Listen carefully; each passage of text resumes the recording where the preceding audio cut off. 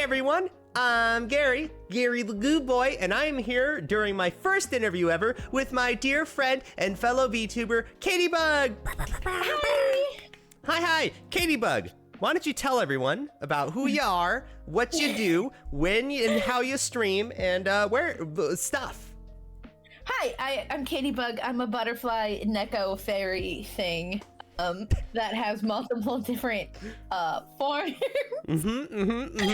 I stream a variety of games. We do Bible studies over on my channel. We do just chatting script streams. But I also play a lot of like virtual novels and JRPGs. Streaming is kind of sparse right now because I'm in college. So right now I'm streaming Saturdays and Sundays, and then maybe one day throughout the week if I can. Oh, okay. I got you. So, yeah, but you can also find me on YouTube. So, yeah. So speaking of YouTube, you do post things to YouTube. You do exclusive content for YouTube, right? Yeah. Right now, my exclusive content for YouTube is Final Fantasy 16. Oh, that's so cool. How do you enjoy the game?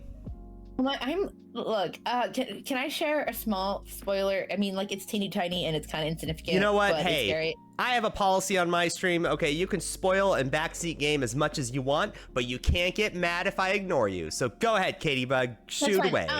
I learned that you can pet the dog Torgal the other day, and I lost my ever-loving mind because it was fantastic. Ha!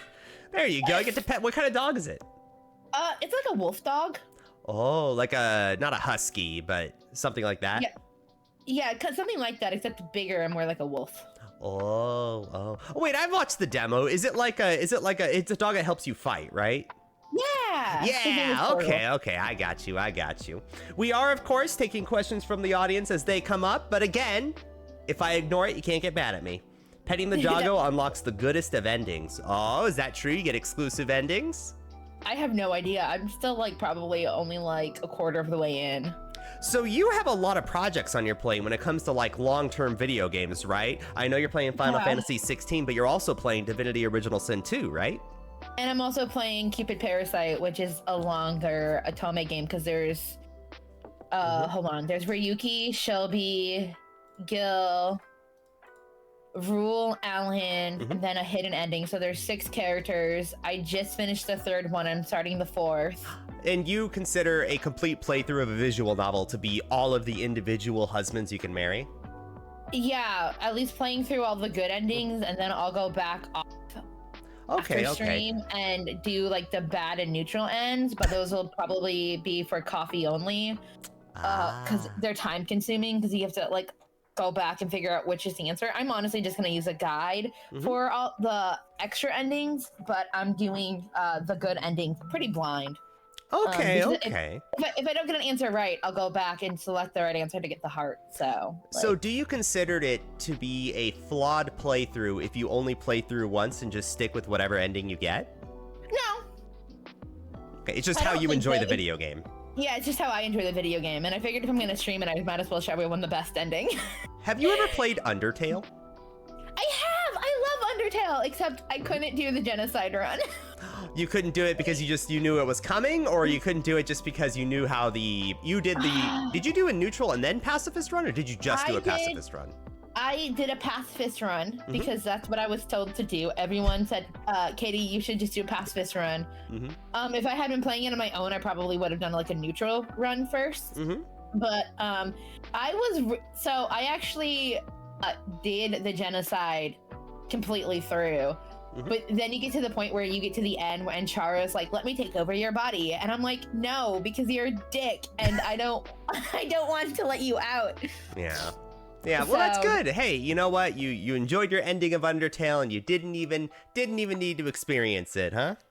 Yeah. Okay. So to take a step away from video games for a second and talk about VTubing, how do you enjoy VTubing and why did you choose VTubing specifically as a way to express yourself? So, I always get a little bit awkward when I share this story because VTubing was an accident. Wait, an accident? Yeah, so when I originally started streaming, I wasn't a VTuber. I streamed for like the first year and a half as a normal streamer, like Jacksepticeye or Markiplier, so you can see my face. Of course. I mean, like there's still clips on my channel, which I'll probably remove in the next week. So if you want to see them, go see them now. Like not even kidding. Because it causes a lot of confusion because I've been streaming for almost 2 years as a VTuber. People will see the clips of my channel pre-VTuber and they'll be like, wait, I thought you were a VTuber. That's your actual face. And so they just can't understand the thought of like you being like a real person, huh? Yeah, I guess. Because well, most VTubers I find don't actually show their face. So like, I guess it's a surprise that I actually have my face on my channel. Yeah. So but, why do you believe that VTubers don't show their face? Is it from a place of malice? No, I think a lot of VTubers just like being anonymous. Like there's, for me at least, because I used to like show my face, there's so much less pressure to like, I feel like it was, first of all, like I'm a super expressive person. Like when I was using my webcam, and someone said something stupid in chat and you could see the annoyance on my face. You can't necessarily see that annoyance as a VTuber. Yeah, I would imagine it's much more difficult for female VTubers as well, because there does exist a segment of online audiences that don't understand boundaries and don't understand how to treat people as people. Have you faced those struggles when you were an IRL streamer? No, thankfully not. I think that the biggest challenge is because of a lot of my audience, because like I advertise my like channel pre-VTuber to like my friends and family. I think the biggest switch that happened and that I still struggle with sometimes is some people don't understand that KattieBugg, although she's an extension of me, like I myself am not KattieBugg. She's more like a hyper like amped up version of who I am in day to day. So some people like who know me in IRL, they're like, and I know you and blah blah blah, and I'm like, okay, but this is also a character that I play. It's not just like, you know, me coming on here and like whatever. So I think that's the biggest challenge I faced. But like she happened by accident because I wanted to turn myself into a 2D anime girl, and so I designed like all these backgrounds and stuff with me as an anime character. So my opening screen and my ending screen was of KattieBugg. And then I would switch to my gaming screen and then you would see my camera and people are like, wait, you're not a VTuber? Aww. Which inherently is fine, in actuality, because like I was just like, oh, like what is this? And then I found Prayers from Abigail, and I'm like, oh, that's VTubing. Prayers from Abigail is a wonderful VTuber. I can see why you would like her content. Yeah, so then I was like, well, you know, I already have a persona and I have artwork, you know, might as well, you know, go shebang and turn myself into a real 2D girl on the internet. Oh, that's wonderful. So Prayers for Abigail is the one that kind of pushed you over the edge, huh? Yeah. That's awesome. So, in light of going into VTubing, you are also going to college at the same time. How do you juggle, like going to college, playing multiple long-term games, and trying to entertain as a streamer all in one life? You know what? I haven't figured that out yet. It's just a juggling act that you're still learning how to juggle on, huh? It's week 1 of college, VTubing, and working a job. Oh, wow. Yeah, so it's week 1. This was a really rough week, like, because yesterday I was like falling asleep on stream and I felt so bad, but I'm like, I am not giving this up for anything. Okay.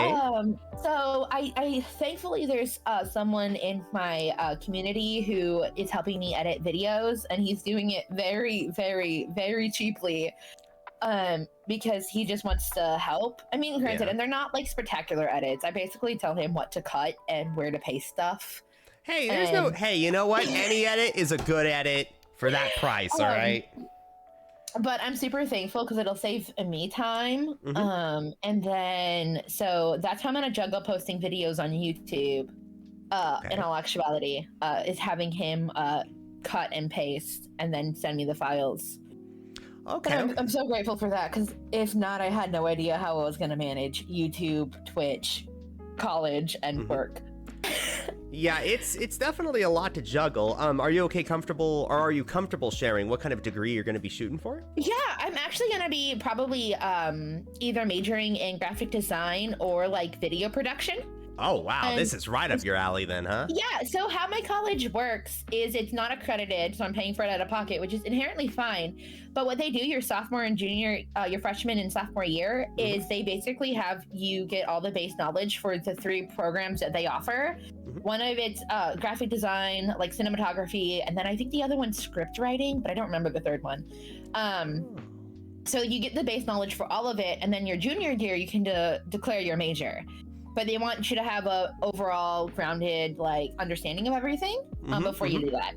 Yeah, that's something they kind of do at Harvard, right? Where in Harvard you only take a certain few classes your first term. That's all they let you take, just so you can kind of get used to the workload. That's actually really nice.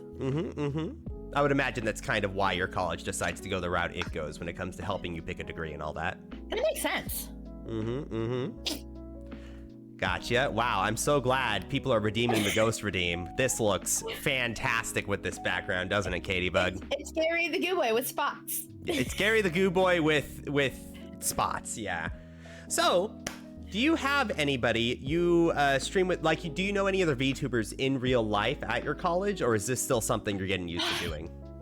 No, so I'm kind of an oddity at my college. It's a tiny college. We only had 98 freshmen. So cute. And there's only 6 in my class for media. So there are some people who like cartoons and anime, but they're not super common. So I've only told one person at my college that I'm a VTuber. And so he looked me up and he's like, your content's not really for me. And I'm like, that's totally fine. Wow, considering honesty. I'm dating.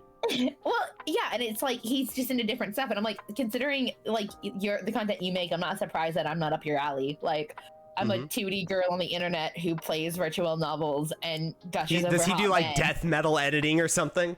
No, he just does like actual like what's the term that I'm looking for? He'll record things in real life, and then they do like shorts from that. Okay. So he does YouTube Shorts. Yeah. Oh, sick. You've posted YouTube Shorts, right? I have a couple one coming out today, and then one for like the next week, and then after that, I don't know when I'll have the next one coming out. They're so sporadic. Gotcha. Okay. That's pretty sick. Hey, you know what? YouTube Shorts, I'm warming up to the idea. I was never a huge guy on TikTok, but YouTube Shorts it's just right there on my homepage. It's tempting to click. Honestly, they really help with growth. I'm not even kidding. Like, when I was posting them more, like at least once a week, I was getting more followers or subscribers, sorry, on YouTube. But it really does help with visibility. Although, granted, like, I posted one the other day about I was pouting from a clip from one of my virtual novels, and someone's like, well, I don't blame him, because I was pouting over Shelby leaving for work and not eating dinner with me. And I was just like, I could let this comment upset me, or I could find this comment hilarious. I'm going to find this comment hilarious. Because the reality of it is like, what people say online can affect you, but you don't have to let it affect you. Yeah. And I'm just like, whatever. If you don't like my content, keep scrolling. I have a softer heart than you. The mean comments do get to me sometimes. It's like, I know, I get it, but I just sometimes it does. I try to mask it by like pinning mean comments to the top of my YouTube channel. So whatever mean comments get posted, I usually pin it to the top because it's funny. But like, you know, when somebody says I don't know, like, why make content for fat nerds like us? Like, at least you should be at least a girl or something like that from the Path of Exile community. I get. What do you mean? Oh, because they're nerds. It's like you get what you get, you know? I'm not saying mean comments like don't ever get to me, but like that was such a silly thing to say that I'm just like, okay. I mean, I look like a chipmunk in this video, y'all. Like I can puff up my I can't my camera won't track it, but I do have a toggle so I can puff off my cheeks. I don't know if it'll come through. Oh, that's so. Do it. We can see. Hold on. There we go. Oh, we can see that. Oh, it's so cute. Yeah. So, like, I had that toggle on when I made the short, And so that's what they were responding to. Were like, well, I don't blame him for leaving. And I was like, honestly though, like that's fair. Like, okay. Because I was like really pouty and just complaining. So I'm like, oh, whatever. But like, thankfully I think I've only had one other mean comment on a longer video that I made. I don't really get many comments. I mean, like, in fairness, I only have like 78 followers on subscribers on YouTube. So like, hey, there is no shame in that at all. Hey, you know what? I bet your YouTube views are way higher than like your view to subscriber ratio. I think is really good, right? How do you check that? If you have 78 subscribers, do you get more than 78 views on your YouTube shorts? Yeah. So you have a good viewers to subscriber ratio. So that's what matters, in my opinion. My biggest short that was viewed was over 1,500 views. There you go. Look at that subscriber viewer ratio. That's great. Yeah, it's why I actually started getting into shorts, and then I got an achievement of over 5,000 views a couple weeks ago. Ooh, sick. Well, that's good. But on average, my shorts are usually viewed like 41 to like 78 times, so. Ooh, that's right on the ball. So like, yeah, your subscriber count's not huge, obviously, but like, as long as you're matching your roughly subscriber to viewer ratio, as long as that's a 1-for-1, I think you do pretty decent, in my opinion. Yeah, no, I agree. I don't necessarily look at the numbers, and I know like streaming is a numbers game, but I vastly care more about numbers over on Twitch than I do on YouTube. So it's interesting you bring that up because there's a big controversy right now in the streaming space, specifically on Twitch, about reaction videos, where streamers are chasing those numbers, and those numbers seem to be putting on a video in the background and reacting to it, and sometimes pausing it to talk over it. How do you feel about this entire controversy, and what kind of content do you want to see, and how do you maintain values versus chasing numbers? I mean, okay, first of all, I didn't even know this was happening. So, I mean, that's not surprising. I don't usually follow what's going on controversy-wise. Okay. I watch what I like. So, like, I watch people like you, or watch, like, people like Prayers from Abigail that she's on a break. I have a couple other friends that I watch. I'll even occasionally watch like non-VTubers because like I enjoy their content. My biggest thing is staying true to who I am and what I enjoy. I don't really care if that's what's popular or not, because the reality of it is people are going to watch what they like and they're not going to watch what they don't like. And so like, even if like, in my opinion, you chase like this hype train of like doing reaction videos, well, okay, it's important to know that people are doing that, but then if it's not the content that you want to make, people are eventually going to find out that you're just doing it to get views, and they're not going to stay. Especially if you're going to do it and switch over to your normal content afterwards, hoping those viewers will stay. The reality of it is those viewers followed you for those reaction videos, and now if you're switching over to play like Path of Exile or like an Otome game, like just as an example of something that you actually enjoyed, then they're not going to stay because that's not why they followed you. Okay, that makes sense. And hey, you know what? Vice versa. If you build up an audience that likes a certain kind of content you make, or likes the way you don't scream into the mic or something, and then one day you do reaction videos where you do both of those things, I could see how it would rub a lot of people the wrong way, and they would say, "Oh, you're selling out." Yeah, I think numbers are important because the reality of it is numbers, unfortunately, can help pay the bills. Like the bigger followers, the more followers you have, or the more subscribers you have, the more money you could possibly generate from this. But like at the end of the day, like if you're not happy doing what you do, you're gonna burn out doing it. Yeah, definitely. So in light of that though, it's not just reaction videos that's chasing numbers, right? There are other things like, listen, all right, I know this interview is about you, but let me talk about me for a second. No, go for it. What's up? I would be lying if I don't get a high from doing a stream where I get 20 viewers on the stream, okay? Oh, to me, I never had my view count on. I do. And I don't know if it's unhealthy. I do feel like a high from it. And I don't know if it's necessarily just a financial thing, right? Like it pays the bills. Like it might just be because to the streamer, it feels really, really good to have a high view count that day, or post a video with a high view count, and chasing that kind of high into the future. So, I mean, how do you said you don't watch your viewer count?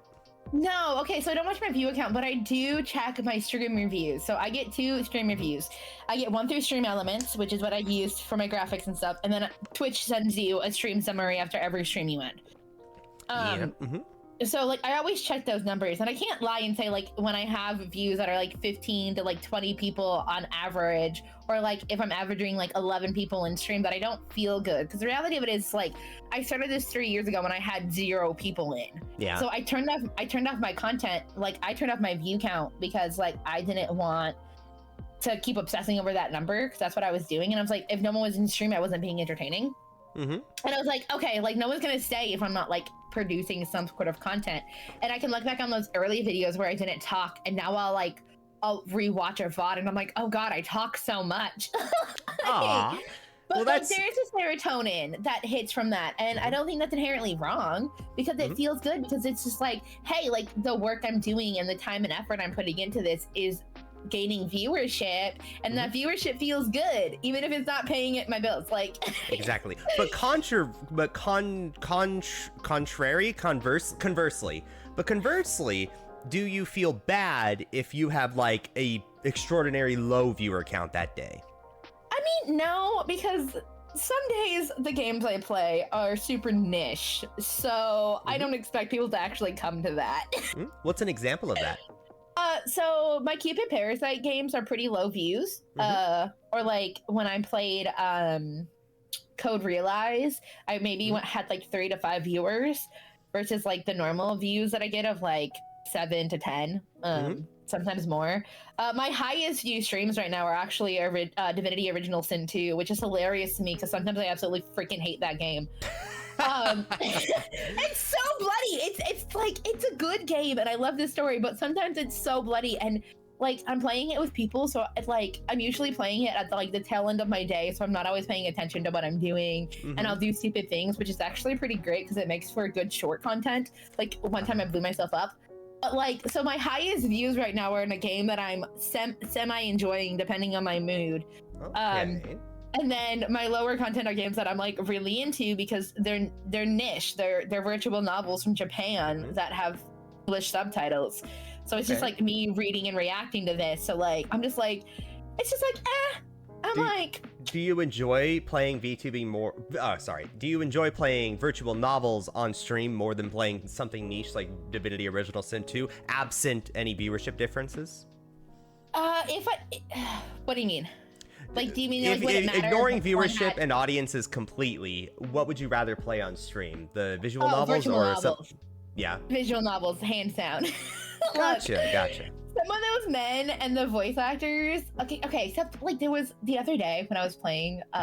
It's kind of like a tangent. I was playing Gil's Root in Cupid Parasite, and like he's like this really shy character. But he's like really freaking spicy in the bedroom. Oh, geez. But like, so I wasn't expecting that on my stream, but they were also making kissing sounds.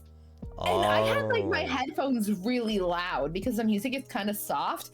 So then like I get a visual reaction because like it's like someone kissing like right next to my ear, and I like scream in my mic like unintentionally. Like I'm like, yo, I can't handle this, and they keep doing it. Like oh no, was it like an Asmir effect where it's like you hear it on one side of the headphones? It was on both sides of the headphones. Oh, gotcha. Okay. I was like, that would have been a little too far. I got you. It was so weird. Okay, so you said you mostly enjoy Divinity Original Sin 2, but no game lasts forever. When you are finished with that, are you going to be moving on to another niche game in the CRPG genre, or are you going to try to channel those viewers into another kind of experience?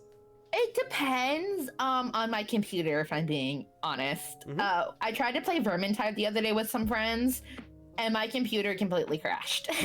Oh no! So, it just depends on what my computer can handle at the time. I will say my computer wasn't built for what I forced it to do. Preaching to the choir, all right? I struggle. So, because I wanted to give Vermintide another shot, but if not, I've been thinking about getting back into Final Fantasy 14. But I don't want to pay for the subscription. Like, I loved Final Fantasy 14. Like, that game was like my jam for like a year and a half, 2 years. I was like a level like 63 or 80 or something. I was like pretty high. but I was so sick of paying $12 a month to play it. Yeah, the subscription fee can be kind of steep. Contrast that with like Divinity Original Sin 2, where you pay a one-time fee and you just have the entire video game. Honestly, like Divinity Original Sin 2 has so much replay value, though. I might just start a new playthrough at the different rates with different characters. So I'm sure you heard about the sequel. Well, not sequel. I'm sure you've heard about the studio behind Divinity Original Sin 2 recently releasing a major RPG in the genre. Do you know what that is? Are you talking about the Gate one? Baldur's Gate 3. Yeah. Mm-hmm. Yeah. So have you heard much about the series before? All the press recently, or? Honestly, I haven't been paying attention to the press. Gotcha. So bad. But from what I hear, because part of it is like I have a friend who's really into it, and he's someone Knight. He's been playing Divinity with me every week. Excuse me. But he was talking about Baldur's Gate 3 and how it's more like D&D and how you have to like actually pay attention to what you're doing and know what you're doing more. And I'm sitting here like, okay, yeah, definitely not for me. Because like I struggle in Divinity paying attention to what I'm doing, which is hilarious because Divinity reminds me so much of Final Fantasy 14 with like the bars and stuff. Oh, okay, and I got you. I was like really good at like learning how to like manage Final Fantasy 14 as a DPS. But I think part of it is because I'm playing with somebody who has more knowledge than me who can help, that I'm like, if I mess up, it's okay. Someone's got my back. Whereas if I was probably playing Divinity Original Sin 2 alone, I'd be playing it differently because I'd have to learn more. And yeah, I definitely play different with different people. Okay. So I'm sure you're going to get a lot of people asking you to play Baldur's Gate 3 after Divinity Original Sin 2, just because most people seem to consider it to be a superior game because the studio learns over time. Do you ever feel forced to play certain video games, or is that... No, actually. No? Okay. No, okay. And to the whole Baldur's Gate 3 thing, if someone wanted to buy that for me, when my plate load of games isn't so heavy for me to try it, I have a rule. If you buy me a game, I will try the game for as long as I can, but if I end up not enjoying it, you don't get your money back because I streamed it for a period of time and I gave it my best effort. But I'm not opposed to trying it. It would just might be a steeper learning curve is all. Okay. So in light of you enjoying visual novels so much, do you enjoy non-visual novels? I do actually. But they're okay. So if I had to pick my like top 3 non like visual novel genres, it's romance. Because you know I love romance. Okay. Are we talking like cowboy novels at the drugstore kind of romance, or are we talking like detective romance? Or like she's a detective or like he's a detective and he falls in love with the person he's like keeping safe. Oh, okay, I gotcha. Suspense romance. I like thriller books, and then I like fantasy, like Narnia and Lord of the Rings and things like that. Okay, that's a pretty wide breadth of books you enjoy. Yeah. Nice. Fun. Have you ever thought about writing a book? I actually started writing a book in high school. My goal was to take all of the fairy tales and add my own twist on them. Ooh. And so like the books that I started was going to be a 3-part series about, it was going to be Beauty and the Beast themed. It's going to be what? Sorry? It was going to be like a three books. So it's going to be a trilogy. Gotcha. Okay. My top fantasy novel, I don't actually know right now. I haven't, when I moved to where I'm currently living, I stopped reading books, so I don't really know my top favorite books of anything right now, which was really hard because I had to do a project at school with breaking down the story of my favorite book. And so I just picked one from my childhood and I hoped I remembered it good enough. You just kind of winged it? I just kind of winged it. Oh, man. Did you have to do... Okay, well, obviously you did, but the mandatory reading you had to do in high school and probably some college. Yeah. Out of all of those, which one did you, like, really connect with? Which one did you like, oh, I'm so glad they made me read it? I don't know if I connected with it so much, but I really enjoyed the story of How to Kill a Mockingjay. To Kill a Mockingbird? Yeah. I think... Okay, look. I don't know why, but after high school, with the Hunger Games series. I started calling it Jay, and my sister would be like, Caitlin, that's not a book. I'm like, yes, it is. It's that one book. And I would explain it. She's like, you mean bird? I'm like, well, Jay is a type of bird. Mockingjay. No, hey, I dig it. Did I ever tell you that I was in a play of To Kill a Mockingbird? No, what? I was in high school. I took a dual credit for theater, right? Because it was one of the few dual credits offered at my really small school. And part of theater was you had to act in one play a year, right? So in theater, we did To Kill a Mockingbird, where I played Atticus Finch, the lawyer. Yeah. How did you enjoy that? It was horrifying. I've destroyed all copies of the play. I think my old English teacher has one copy, and I think he's framed it. It was embarrassing. It was like it was infamous for how bad of a production it was. Oh no.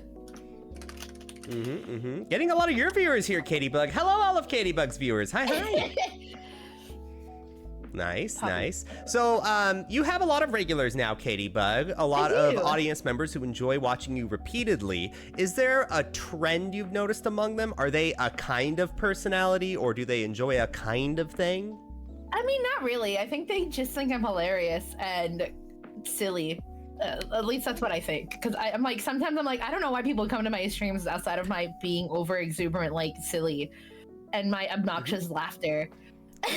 Okay. Gotcha. If so I'm a big fan of self-reflection and self-improvement. If somebody watches your stream for 2 minutes and then clicks off and says it's not for them, what do you think is the reason it's not for them? I know I keep saying it.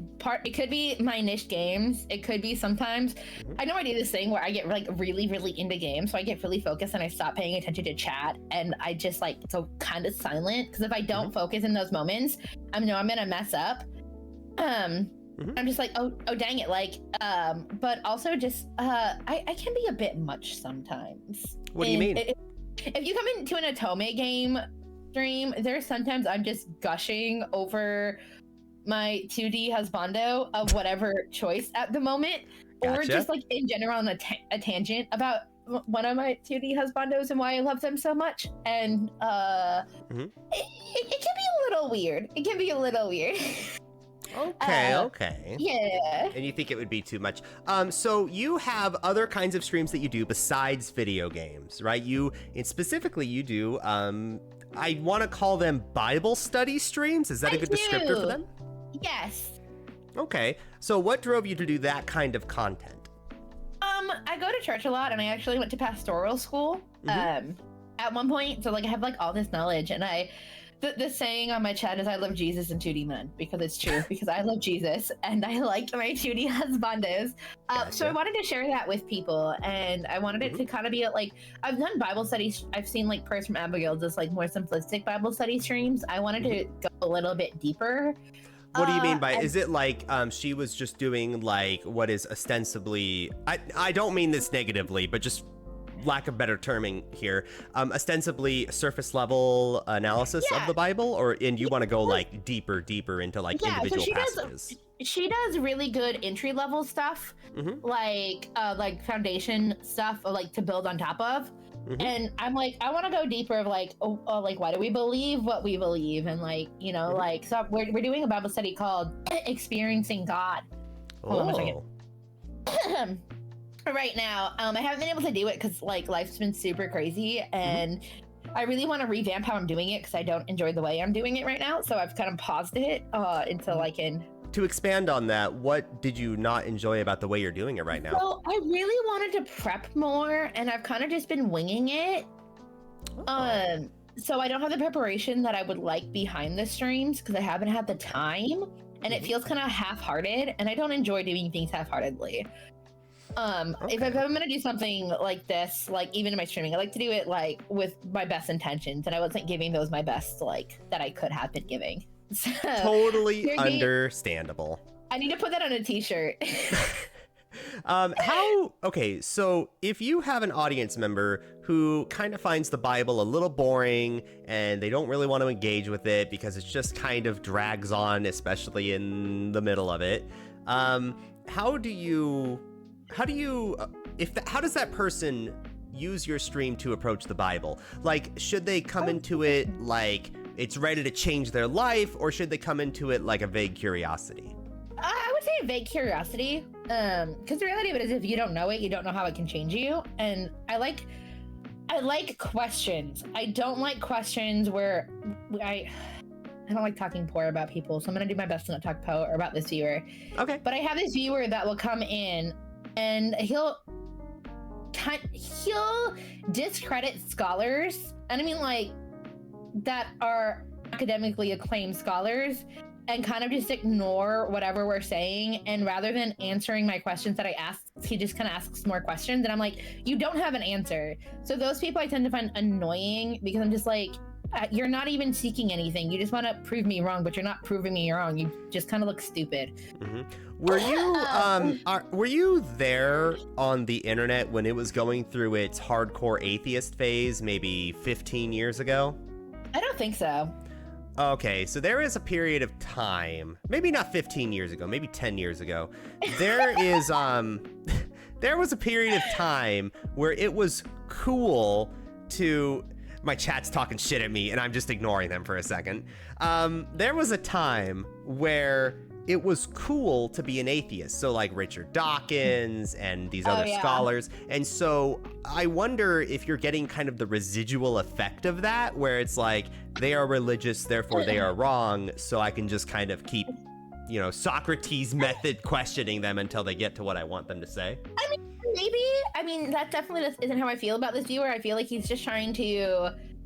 Okay, I've never quite experienced a person like this before, because he says he believes in a god, but then he says all gods are wrong and fake. Oh, so he's like against organized religion kind of deal? Yeah, but he believes in an organized religion. Okay. So it's really confusing to me, because I'm just like,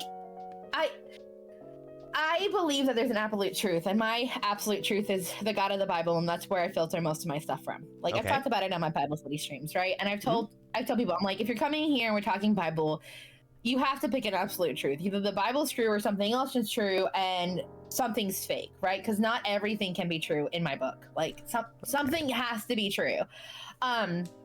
And so, like, I think what a lot of it is in, like, this culture is people don't believe in absolute truths. So me saying an absolute truth is a definite, they're like, well, no. And I'm like, okay, well, you don't have to believe that. But on this channel, we do. And if you don't, like, if you're not open to discussion of that, or like even like just debating, then this probably isn't a stream for you. Okay.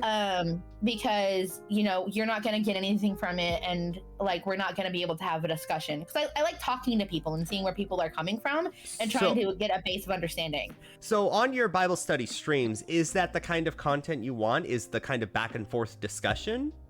It can be, or it can be like, oh, like someone be like, I didn't know that, or I didn't see the Bible that way before, or someone learning something. Okay. Would you recommend your Bible study streams to somebody who has never heard of anything related to the Bible, like in the actual book? If they're open to asking questions, yes, because I like conversating. But gotcha. Like some of the stuff that we do is is under the base of assumption that you have some knowledge of scripture. Okay, so it just goes a little deeper than what you would traditionally find in like a Twitch stream of a Bible study. Like there is some level of requirement. Yeah. Okay, that makes sense. Gotcha. So stepping away from the Bible study streams for a second, is there a kind of content that you want to do that you haven't even tried to approach yet? Oh my goodness, yes, but it's because I can't. Mm-hmm. What do you mean? I really want to learn Japanese and play games that are only in Japanese that haven't been localized. Mm-hmm. Because there are so many, like, there's a couple games that I actually own that are in Japanese that aren't Otome games. I have no idea how I'd capture them yet. I haven't figured that out. But I have like a DS game that I want to play that's in Japanese. It never got localized. It's from a series that I love. There are, I mean, granted, like, this is just me being a weeb. There are a ton of virtual novels that have been released in Japan that I have been waiting for like years to be released here that just haven't. So I'd like to learn Japanese and do like translation streams of like me reading it and then translating it into English while live. Okay. So you said you have self-described yourself as a weeb. Now, obviously, as somebody who knows everything about anime and all things Japanese related, why don't you tell me a bit about your favorite animes in the past? I'm gonna ask your Gator question. Oh, I thought you had a list you were bringing up. I was like, oh my gosh. No. So they definitely shifted over the years. Like one of my favorites from childhood was Inuyasha. Not so much anymore because I find it annoying. It didn't age well. Okay. As a guy who may or may not, I've seen Inuyasha, but for those of the people in the chat who may have never seen a single episode in their life, what do you mean it's annoying? You have okay, look, Kagome annoys me. I love her, but I hate her at the same time. So you have Inuyasha, who is a dog demon who was stuck to a tree for like 200 years. You say he's a doggy man? Dog demon. Oh, okay. I thought you said he was a doggy man, and I was like, oh, that's cute. I mean, he is, in a sense, a doggy man. Okay. But he wakes up after 200 years when Kagome falls through the well. And then he gets these beads put on him. And Kagome, throughout like the whole series, when she gets upset, tells him to sit, boy. And so he like falls out of a tree while injured. Or when she's jealous because he's still in love with his lover, who literally, he doesn't understand what's happening because she's suddenly dead. And the last thing he remembers is going to see her and her pinning him to a tree with a fucking arrow. Oh my God. Like it wasn't her, but like I'm opinionated on this. Gotcha. So this is when the show was annoying, or when the show was good? No, it's annoying to me now because of these reasons. Gotcha. Because Kagome is just, I get she's a teenager, but like she's so unsympathetic of understanding that to Inuyasha, the events that happened that pinned him to the tree were like yesterday because he was asleep for 200 years. Oh. So what's? Oh, sorry. Go ahead. No, go ahead. I was about to say, so outside of Inuyasha, what is another anime that you actually actively enjoy? Oh my goodness. I love, this is so cliche because it's so big, but I love My Hero Academia. There's this fairy one that I've been watching that's really cool. She makes these really cool sculptures out of sugar. And so her companion is a fairy who she ends up falling in love with. Okay. I wouldn't necessarily recommend this per se unless you like kind of ecchi or like slightly inappropriate animes, which I'm not usually a fan of, but this one's kind of funny. It's called My Tiny Senpai, and it's about an office romance, but it's kind of awkward at points, so I skip around a bunch because I'm just like, I don't want to see this. Oh, okay. And it's more awkward. It's not like super inappropriate, but they'll like show him thinking about something. He's like, no, don't think about her like that. And I really enjoyed that one. There's the Sacrificial Princess and the Beast King or something like that. That's a really good one. Where basically this girl, so there's humans and beasts in this universe, and every so often they sacrifice a human as a sacrifice to the King of Beasts to keep him appeased. And so this girl is sacrificed, but like he's let all of them go. He hasn't actually killed any of the women. But then they kind of have to live in hiding because if they're found out to have been escaped, they're ostracized and judged. So it's about those two figuring out life together because he was so interested in how she viewed the world that he's like, I'm gonna keep you around. And now is learning to be queen. What other ones are there? Well, I'm noticing kind of a trend here. You seem to enjoy anime that have a male and female kind of long-term interaction with each other? Yeah. Okay. I'm a romantic at heart. Okay, so is that like the genre for you? Is like some sort of basis in romance? I mean, kind of. I mean, like, My Hero Academia isn't really romantic, but has like subtons of romance, and I love that one. I liked Fairy Tail, which was also kind of annoying, but it had subtons of romance. Okay. I like to think it's either romantic or has subtones of romance. Although there is, I think it's Vinland Saga that I'm watching, that I just started, and that's like not romantic at all. And there's also this other one that's like a war one that I started because my uncle showed it to me. And oh my goodness, it's so intense. Oh wow, is it like an old school one or is it like a newer one? Kind of. It's I think it's a mix of both. The 86. Thank you, KattieBugg, for coming to save me. KattieBugg being somebody you know personally? Yeah, Quirky. Y'all, Gary, have you seen her new model? I have seen her new model, but for those in the audience that have no idea who KattieBugg is, do you mind describing her? So I'm gonna do this in character.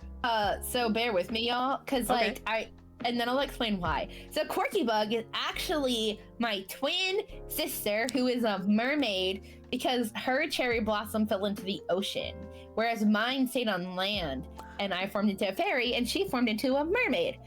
I had this epiphany the other day as I was thinking and reflecting, because I do self-reflection too for streams and stuff.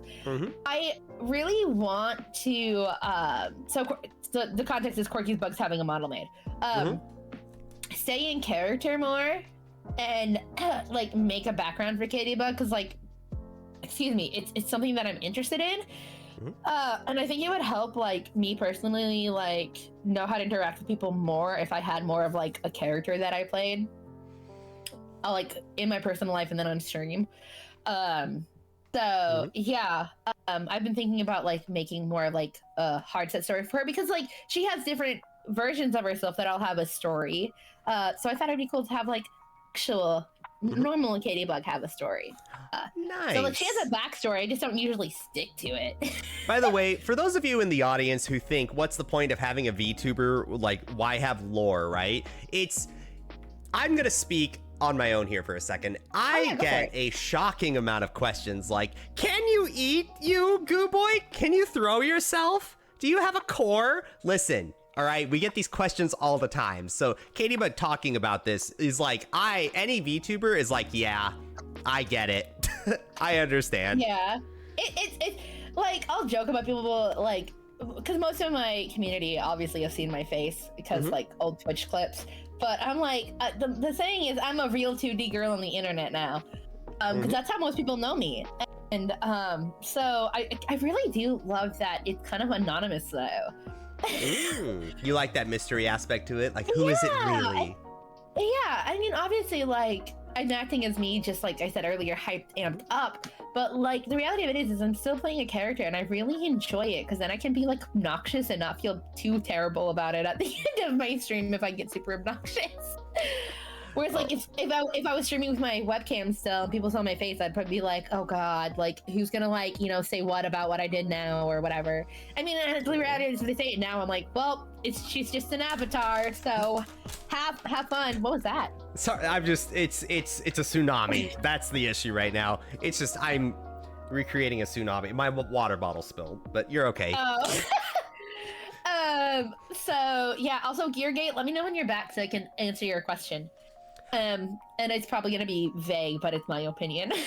Gotcha. I saw the question, but I figured we moved off the subject, but we can talk about whatever you'd like. No, I just want to answer his question and then we can like pop back over. But yeah, this video will be posted to YouTube, so you might as well approach the question now. So, I'm saying, from the point of view of someone that's religious, what's the correct way to open a discussion about religion without sounding aggressive, which over Twitch chat can sound a little condescending, even if you don't mean it to be? Yeah, so honestly, I haven't actually experienced a lot of aggression set outside this one viewer who I don't find it aggressive if you're just openly asking a question. I don't want to say getting defensive, but I start questioning people when they're discrediting scholars and discrediting like academic like resources. And then I'm like, okay, you're being a little bit hostile and I need to know why so we can continue. Is it coming from like a place of like, you don't understand why this scholar said what he said, or you simply just don't believe it, or what's going on? But my best advice is don't come in like, well, so-and-so is discredited because X, Y, and Z if they've been proven to be credited. Gotcha. So it's not the dismissal of what you're saying. It's more like they are just dismissing outright, undebatable academia. Yeah, and like, because there are certain things like that people dismiss, and I'm like, oh, whatever, like it's out of context or whatever. And if they want to talk more, I always ask if people want to go in more depth in conversation. But if they're just they're just there, like, I don't want to say that. I'm not trying to toot my own horn here. I generally have a feel for when people are trying to be aggressive over text because of the way people type. People who are typing aggressively sound completely different than people genuinely asking a question with their verbiage. So gotcha. Yeah. So it's like the difference between like, hey, Well, how about this? Like, hey, what kind of sandwich did you have today? Versus, what is that sandwich? Yeah, exactly. Gotcha. I don't know. I'm just trying to think of an example. I don't know how successful that was, but I'm just throwing it. No, it makes sense. Or like, I don't have one. I was trying to come up with one, but I don't have one. Oh, it's all good. It's all good. So I hope that answered your question.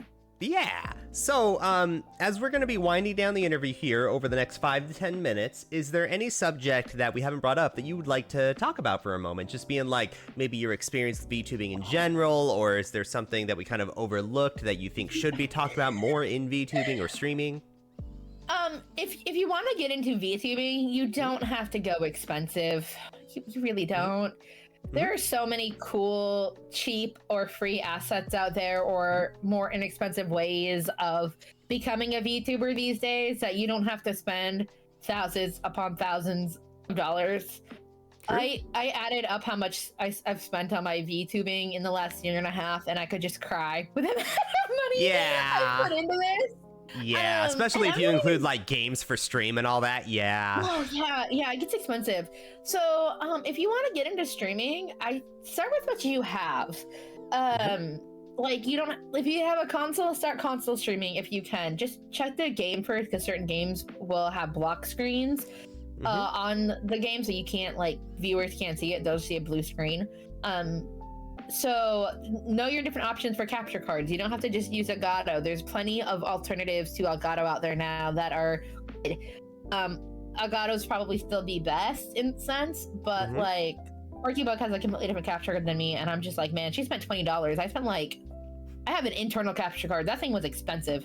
But there wasn't, when I started 3 years ago, there wasn't as many options for capture cards. There was Elgato, internal or external, and I wanted internal.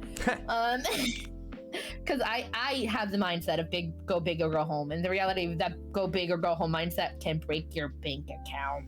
True. I do think that I agree that ultimately content is king.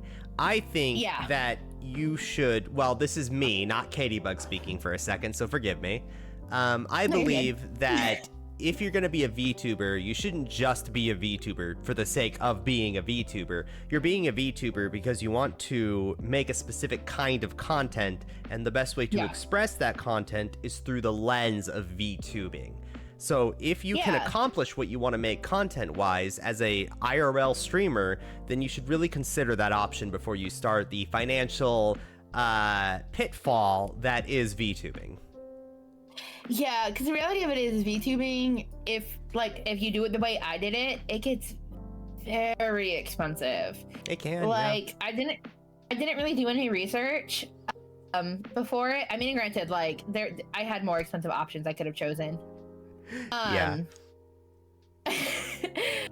I know it's looking really fuzzy. Yeah, she's getting Thanos, so have a little patience, chat. All right. It was water. It made me melt.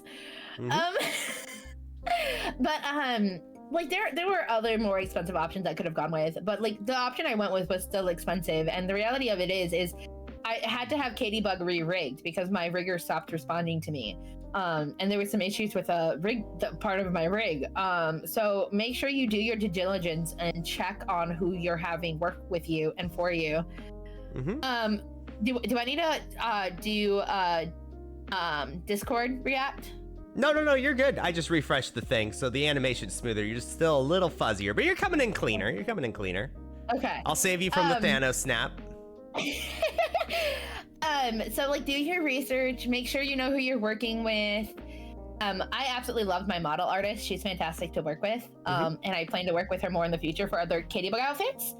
And then I found a really great rigger who I absolutely adore. Not saying I didn't adore my other rigger, but when they didn't fix the issues that I had, I was just like, okay, I can't use it with the issues because it's details that bother me. She's always coming in cleaner. Her streams are supposed to be wholesome. I don't know, man. If y'all look at my last couple of streams of dating sim, those aren't necessarily wholesome. KattieBugg, I turned into a stream yesterday that you were streaming of Cupid Parasite, and I saw a lady on the left and a guy on the right, and you had heart eyes on. I'm just saying. I was spooning. Gotcha. Oh my goodness, there's like this whole clip that I'm gonna be cutting out of a YouTube video of sexy time on Cupid Parasite. And I wasn't expecting that. So I moved myself over to cover the text so people couldn't read it. Oh, bet your viewers love that. I was just like, yo, I can't. I'm not even gonna read this out loud. We're just gonna talk while I read this awkwardly to myself. Oh man. Well, it looks like we're approaching the hour, Katie. So, as a final shout out, anything else you would like to say, and where people can find you, and what you do? You can find me on Twitch. You can find me on YouTube. Oh, okay. Can I do a plug for merch real quick? Hey, I would be offended if you did not plug in everything you can in this interview. All right. Okay, wait, hold on, y'all. I had keychains made, and I have them open for pre-order on my Etsy shop, and they're super cute. Like, if I might say so myself. Let me get you my Etsy shop though. Hold on. And while she's pulling that up, everyone, if you want, you can either click the @KattieBugVT in the Twitch title to go to her Twitch channel, or you can click on the link provided in chat by Geargate. Thank you. Yes. And then let me drop my YouTube link. I don't know if anyone will. You know what? I'm just do it anyways. Do it. Go for it. But I also like those are probably what I'm most proud of. I do have a couple other merch shops, but yeah. And then I have pins coming, y'all. I have pins with glitter wings coming. Okay. So if you follow me on Etsy, you'll see when they're posted there, because that's where I'll sell them. That's my YouTube. But like, go check out my little keychains, because they're adorable, and the artist did a great job. He was so fun to work with. Absolutely. All right, KattieBugg, you're gonna help me do a final tradition on my stream. Are you ready? Okay. I want you to zoom in like this, really as big as you can, just huge. On myself? Yeah, like me. You should be able to see me on Discord, just like really, really big, like your face is like in camera, like mwah. Oh, okay. Hold on. I can do this. There we go. Hold on, I got you. I didn't know I could get that big. Oh, there we go. All right. You need to give chat a goodbye kiss. You gotta go. Mwah. You gotta be aggressive about it. I don't know if I can be aggressive about it. Give him like a grandma kiss. Like. I can also lick them. Lick them. Hold on, I got you. I gotta move my. You got a KattieBugg and KattieBugg kiss. There you go. You got a goodbye lick. I'm sorry. Enjoy that, chat. That's for you. All right. You're spoiled today. All right. All right, KattieBugg. Thank you for coming by for the interview. It meant so much. Yeah. Of course. Thank you. Thank you. Goodbye, everyone. We're ending the stream right away. Goodbye.